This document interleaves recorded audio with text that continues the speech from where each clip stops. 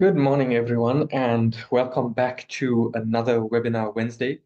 Um, I really love how these webinars are scheduled right in the middle of the week. It's almost exactly halfway through the week. So after this webinar, you just got 2.5 days left, and then the week is over. So it's a nice halfway stop in the middle of the week just to catch up with everyone, say hi, and go over some important and useful information. Um, Just let me know if the audio is working in the comments or in the chat while we wait for everyone else to join, and then we'll get started.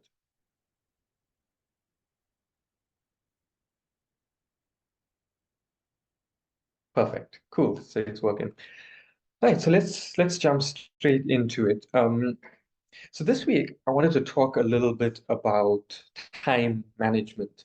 With obviously you guys doing an online course with us, and with everything else going on in your lives, it's important to manage your time effectively and efficiently. You get a lot of people complaining constantly that there's just not enough time in the day anymore, or the weeks go by so fast and nothing seems to get done. And yeah, that is true. We live incredibly busy lives with everything that's going on, work, study, trying to spend time with your family or making time for your hobbies. There's just so much going on. It's a bit overwhelming at times. But I think the biggest problem is time management. I think if we managed our time efficiently, we'll find that there is a lot more time in the day than we realize, and there's a lot more that we can get done every day than we currently do. So yeah, let's think about life differently, right? Think about life as a project, right? Once you put yourself on the path of learning or self-improvement, you got to treat that as a project. It's not just something you do by the way. Time management isn't something that's exclusively for the work environment, where you got to manage your time every day and make sure you get all your tasks done. No, I think we should use a similar outlook when we're going about our day-to-day lives, because there is a lot of things to do in our personal capacity, like, your hobbies, spending time with your family, but there's also a lot of things you do in the way of learning or improving yourself so that, as the weeks and months go by, you are growing as an individual, and that needs to be treated as a project, not just something that you do by the way. And the only way you can find time for everything, the only way you can make time for your hobbies, your personal interests, and your learning is if you manage your time efficiently. With good time management, you'll find that there is enough time in the day or in the week to do just about everything you need, right? And so I think the first thing you do is create a rough schedule of all the things you want to do on a day-to-day basis, on a week-to-week basis, the things that are important to you that you want to focus on and you want to make time for. But before we get there, right, there's this activity I want you to do. And it's actually an activity that I did personally when I was finding it hard to manage my time. What you do is get a journal, or better yet, use the notes app on your phone, right? And for the next week or maybe 2 weeks, track how your time is going. Track every single task you do and how much time it takes, right? So start off by every day writing down what time you wake up, right? And then maybe the first thing you do is have your cup of coffee and then your breakfast. Write down from what time to what time you have breakfast. You might go to work, right? From what time to what time you're going to work. Every little thing, right? Even time you spend driving, time you spend on social media on your phone, write that down, right? The idea is not to get into managing your time right away. The point of this activity is just to help you get an overview on where your time goes every day, how much of time you spending at work, how much of time you're spending on your phone, how much of time you spend driving, just so you get an outlook so you can see how much time you actually have in your day. And once you have that data, you can then start managing your time and moving tasks around, cutting down on certain tasks. But the only way you're going to do that is if you have it in front of you, exactly where your time goes every day. And as I mentioned, this is something that I did a few years ago at work when I was extremely stressed out and overwhelmed because there was so much going on every single day, and I was having trouble keeping up with it. So then someone advised me that, you know what, try this activity. Write down every single small task you do and how much time it took you. And then after a week or two, go back and reflect on it and see if you notice anything. And what I noticed was that a lot of the time in my day was going into these small admin tasks, you can say, tasks that could be simplified by a process or that could be handed off to someone else to do. But I was so bogged down with them. And the thing is, when you're busy and stuck in that mess, you don't actually realize it because it doesn't seem like that much time is going into these things, right? It's just a 20 minutes here, another 20 minutes there, half an hour to do this task, 15 minutes to draft out that email. So on its own, you think, these are just small, tiny tasks. I can just do them and be done with it. It's not going to take that much time. But when you look at it as a whole, how much time combined goes into these small tasks, you notice that every day you're losing 3 hours, 4 hours sometimes on tasks that you really could cut down on. And the only way you're actually going to know that is if you do this activity. So this is something I want you all to do. Keep the journal or the notes app on your phone, create a new document on that.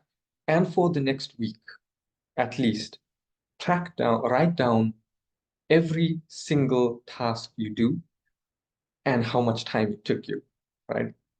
Now, once you have that data and you did this activity, then comes the next part, which is actually now managing your time. So there's going to be some things that you can't really do away with. For example, if you are going to work or you are attending another school, that's probably going to take up a specific time from this time to this time of your day every day, and there's no really getting away from that. So keep that time allocated for that. But in your free time, in the time before school or after school, or before work or after work, try to allocate that time to doing the tasks and the things you want to focus on. So, okay, well, all of you here are doing online studies with IT Varsity. You need to allocate a certain amount of time for that every day, at least an hour, hour and a half, ideally 2 hours a day, just on your studies. So rather than saying, okay, I'll just every day just picking a random time to do it, set a time for it. Every day from this time to this time is IT varsity time, is my study time. If you have any other learnings that you're doing, set a time for that, right? Other things that you might find important that you want to focus on a daily basis and that I'd encourage you to work on a daily basis is your health. Take some time every day to do a bit of light gymming, even if it's just a 20-minute session. Do some push-ups, some sit-ups, go for a walk, whatever it is. Don't neglect your health, right? Set a time for that every day. And then you might want to do something like reading or pursuing one of your hobbies. Set a time for that every day, right? If you don't put it into a schedule, it's going to end up falling by the wayside and you're not going to end up doing it, right? And then a few months are going to go by and you're going to be in the exact same place and you're going to feel despondent, you're going to feel unfulfilled, you're going to feel like a bunch of time just got wasted. Whereas if you set times for everything and you manage your time and you stay consistent with those tasks and those activities, you would find yourself a few months down the line in a very different place. You would have grown, you would have learned so much more, you would have made so much progress in your career, in your learnings, in your health-wise.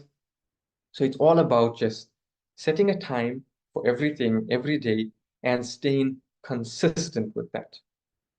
And when you're doing this, though, a word of caution, don't try to do everything all at once, right? So you put down a list of things you want to focus on. So you could say, all right, your online studies, that's important, your health, spending quality time with your family, your hobbies, you like to do a bit of reading, right?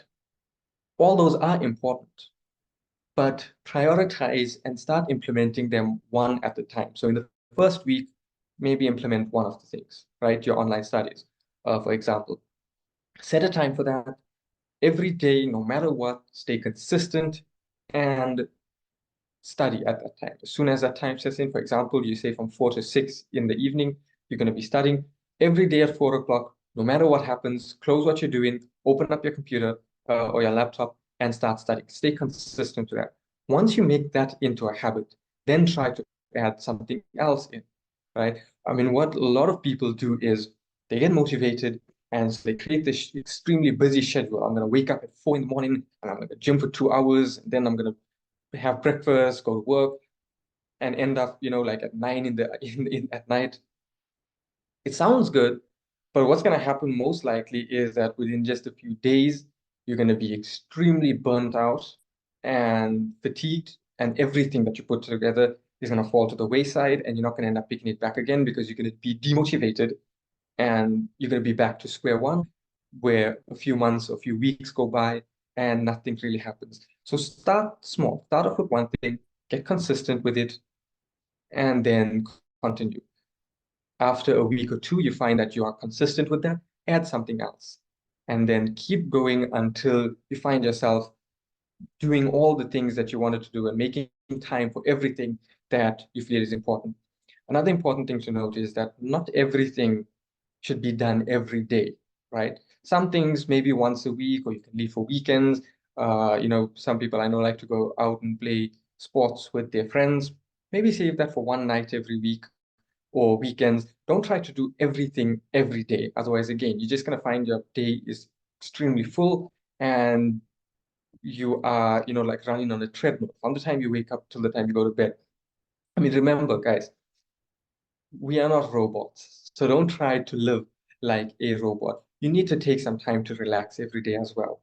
That's important and that's something you should make time for. Even if you're not included in your schedule, relaxing time, time you spend doing the things that you want to do, things that you enjoy. Maybe you watch your favorite show on Netflix or you play your favorite game, go on social media, whatever it is. Your leisure time activity. It's important to rest every day, to take some time for yourself and just do the things that you enjoy.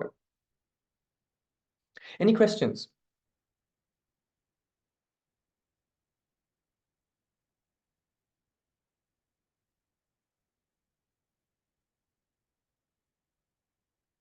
If you have any questions, just drop them down in the chat. I forgot to introduce myself. Yes, my name is Talha. I am the academic manager or the general manager at IT Varsity, and I oversee some of the academic processes. Um, I don't think I've met most of you, but yeah, I work behind the scenes to make sure your studies are going well, that everything on the system is working and up to date, and that you guys get the support you need.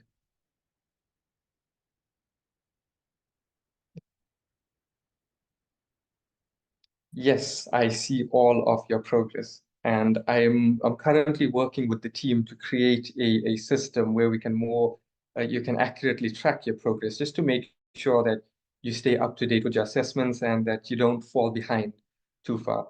Although you have about 2 years, I mean, sorry, about a year, maximum 1.5 years to finish the course. We like to get students to finish a little bit sooner. So if someone is falling behind, you're not going to get in trouble, but we'll reach out to you just to find out what's happening. And if you need any help, if you're stuck with anything, or you need help managing your time, and so we can get involved with that.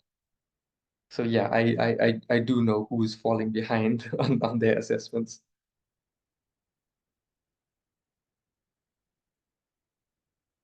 I wanted to ask about module two. I paid my fees.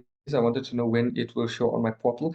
It should show within a few hours. Although we're working on, I mean, it should be instant. As soon as you pay and you submit you let the team know, then they immediately go in and unlock your module. But if it hasn't shown up yet, let me know, and I'll follow up with the team.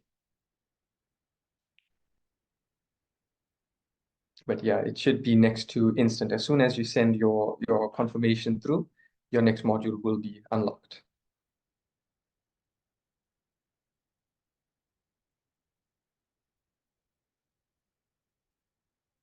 Guys, while we're here, is there anything about the course that you're having trouble with? Are you stuck on anything? Do you need assistance with anything? Did you do the same course we're doing? Yes, yes, I did actually. But you guys are fortunate because you're doing an updated version of the course. The version that I did was, I think, about a few years ago. So it's a little outdated at this point. Although I keep myself refreshed and I go through the content that you're doing. One, just to make sure that I'm up to date, but number two, just to make sure the system is working and everything is going well. But yeah, I did actually graduate with the same qualification that you guys are doing.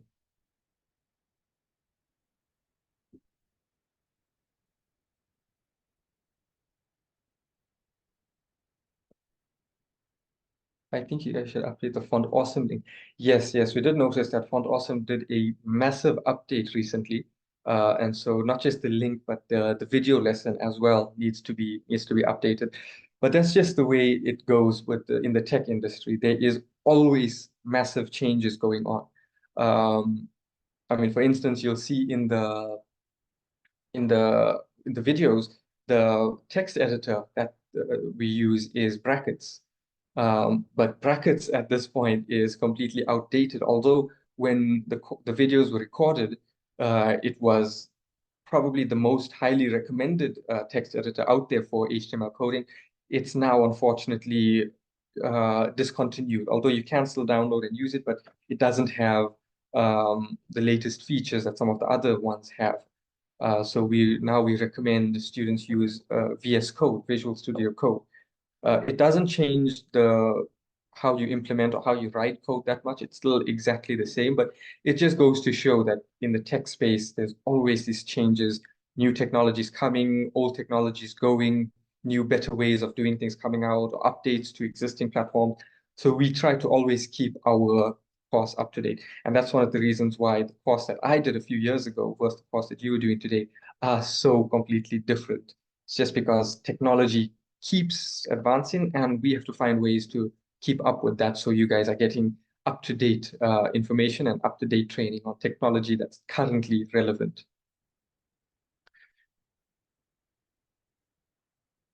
In your opinion, how long or how much time should we give ourselves to finish a module? Ideally 1 month. You should aim to complete one module every month. So within 1 year, you complete the course. But if you can complete it sooner, then that's all the better. But I think the ideal you should aim for is one module per month. Did you do the presentation assignment?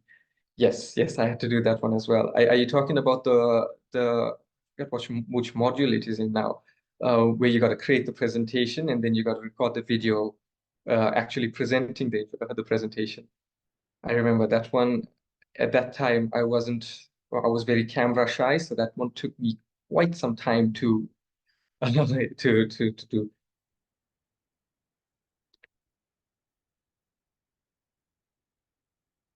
If we don't get total for the public speaking presentation, will we have to redo that as well? No. So there's two types of assessments in this in the course. One is your practical coding assessments. With those assessments, we require 100% pass mark, and we'll go back and forth with you as many times as you need to help you refine your project and then and get that 100% pass mark.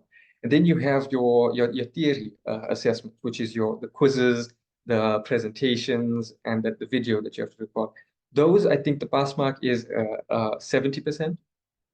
So it's still quite high, but there is some leniency there. So if you don't reach 100%, it's perfectly fine. Only if you score below 70% will you be required to redo it and resubmit it.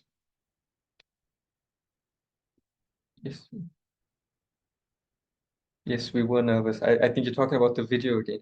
Yeah, you know what really helped me was doing it in front of a mirror, just rehearsing it, and then just having some friends or my brother actually listen to my presentation. And then when I on the camera, I just pretended like it wasn't there, and I was just talking to another person.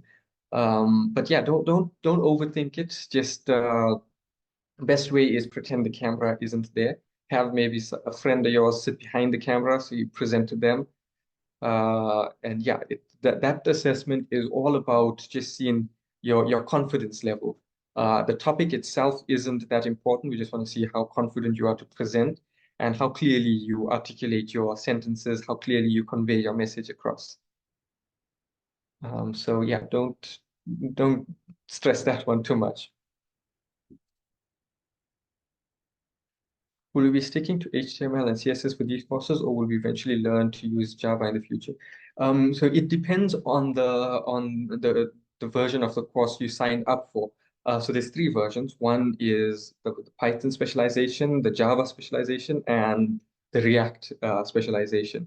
So the first bit of the course, you're just building a solid foundation in development by focusing on your HTML, your CSS. I think by module 5, you're going to do WordPress and then JavaScript as well. And once you have a solid foundation, then you move on into the phase 2, which is your specialization. That's where now you're going to get introduced to Java if you chose the Java variant, or Python or React. Um, so the first bit is just your HTML, CSS, and then you're going to go on to more intense development. Um, Java is a bit of a pain to most people. It is. It's a bit of a beast to get your mind wrapped around. In fact, Java was the language I first started coding on. This was, I think, when I was 10 years old. But yeah, once you get the hang of it, Java is beautiful. The way it's structured, there's a reason why it's, I think, till today the most widely used language in the world. I mean, if you use an Android phone, Android is built on Java. But I'm not sure if you knew that. So it's an amazing language to learn and very lucrative. Uh, Lots and lots of opportunities. Will we be meeting other IT varsity management members like yourself and tutors in the future? Yes, actually. So going forward, every week we're trying to have a new member of the team talk to you a little bit about their specific department. So, for example, we'll get someone from the sales department or from the marketing department just to give you a little bit of information, a little bit of training on marketing or on sales or on marketing yourself online. So, yeah, I think over the next few weeks, you're going to meet some of the other members of the IT Varsity team.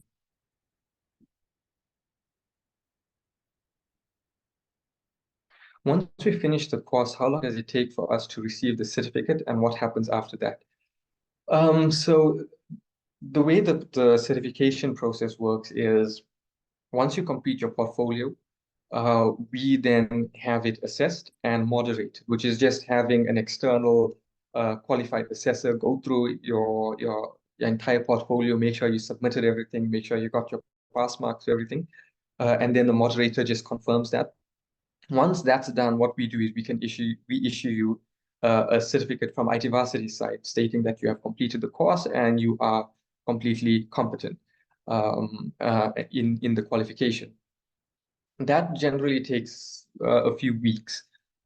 From there, we then hand over to the CETA, which is the official certification body in South Africa, and they'll verify the results and print out your actual CETA certificate. How long that takes, ideally, it's just supposed to be again, a few weeks up to a few months, but it really depends on the CETA's workload. And sometimes it takes quite a bit longer. But we try to put as much pressure on them as possible so we can get your certificates as soon as possible. But yeah, the thing is, once we hand over to them, it's completely in their hands. And all we can do is really follow up with them. So everyone has to learn a bit of Java before moving on to their respective course that they chose. No, no, no. So if you chose Java, you'll go into Java. If you chose Python, you're going to go into Python. And if you chose React, you go into React. But everyone is going to learn JavaScript. JavaScript isn't actually related to Java. They just have a similar name. But together, HTML, CSS, and JavaScript form what's called HTML5. And it's a language that is most useful for web development and cross-platform app development. So everyone is going to learn those three languages and then move on into their specialization. So everyone, yeah. Are you and Mr. Bilal related? Yes, actually. I am his son. I don't know if you can see the resemblance. Once we get the CETA certificate, what can we do with it? Yeah, once you get your certificate, you are more than equipped to go out and either start applying for jobs or start working as a freelancer. But the certificate isn't actually necessary, although it looks good on your CV. And yeah, when you're applying to some jobs, it'll definitely go a long way in putting you at the top of the list and making you the easier choice. But what's more important is the skills that you get, the projects that you develop, and other projects that you do on your side. So having a portfolio of all of your current projects and everything you work on online is way more important and way more beneficial. But the certificate is the cherry on the top, just to pretty up your CV and make it easier for you to apply for jobs, because some jobs do require some form of qualification. But ideally, you should rely more on your skills and you should focus on polishing up and expanding your skills, because although the certificate might be the final decision maker, it's going to be your projects and your actual skills that carry the most weight. Are we qualified to, yes, you are qualified to get a job and you can use it to apply to university. It depends on the qualification that you are applying to further your studies. But we are also in communication and in contact with schools like Regent or Damlin to have our course or this qualification count towards one of their qualifications. So ideally, what we want to do is have a system where you study with us, you get your skills, your qualification, and if at any point in the future you choose to study further, you can go and apply with them, and you won't need to go through a gap year or anything. You just apply with them, and the year that you did with us will count towards will count as your first year of university. But we're still in early discussions with that, and we'll let you know on the progress of that.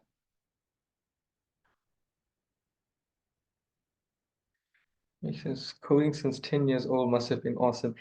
It was. I mean, it at a young age I got introduced to it, so I kind of grew up on a computer. So yeah, it became a sort of passion of mine. And having a father who was a software engineer definitely helped with that.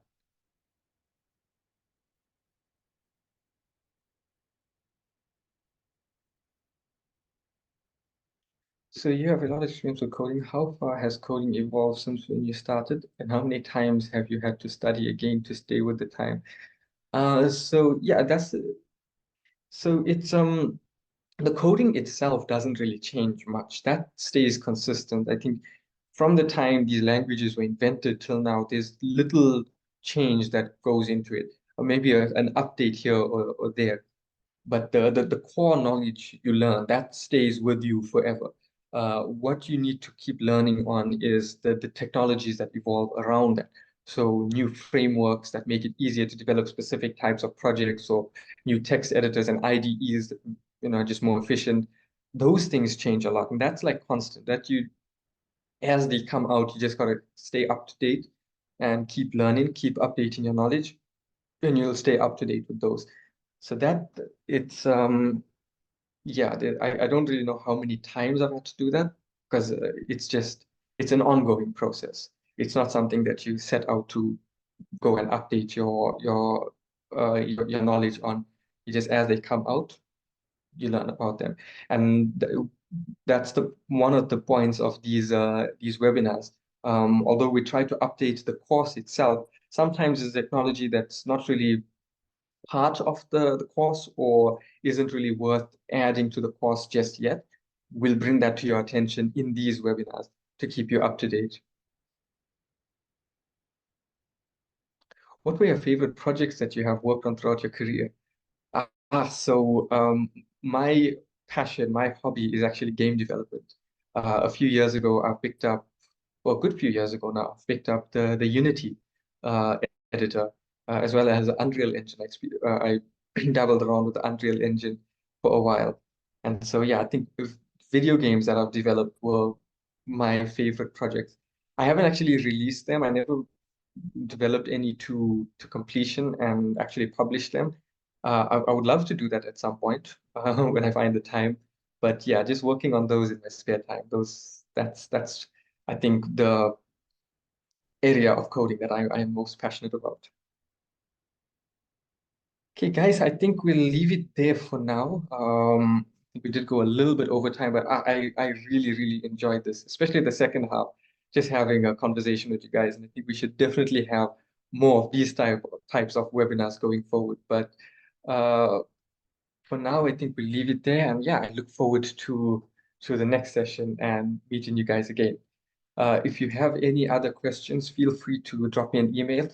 If you haven't joined the Slack as well as yet, sure you do that. You can message me directly on Slack as well. If you want advice on anything or if there's any issues you're having and you need some assistance, let me know and I'll see how I can get involved to help you. But yeah, until next time, guys, cheers and have a fantastic rest of the week. Bye.